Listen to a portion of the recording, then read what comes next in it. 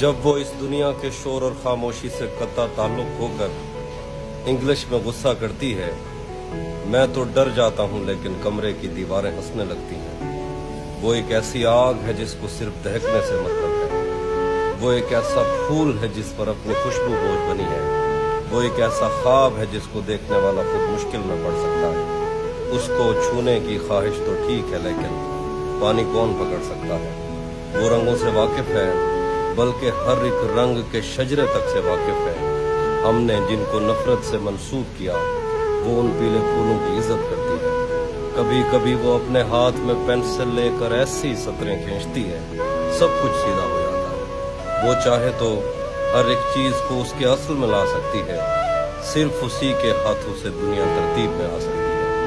हर पत्थर उस पांव से टकराने की ख्वाहिश में जिंदा, लेकिन ये तो इसी अधूरेपन का जहां है। हर पिंजरे में ऐसे कैदी कब होते हैं, हर कपड़े की किस्मत में वो जिस्म कहाँ है। मेरी बेमकसद बातों से तंग भी आ जाती है तो महसूस नहीं होने देती, लेकिन अपने होने से उकता जाती है। उसको वक्त की पाबंदी से क्या मतलब है, वो तो बंद घड़ी भी हाथ में बांध के कॉलेज आ जाती है।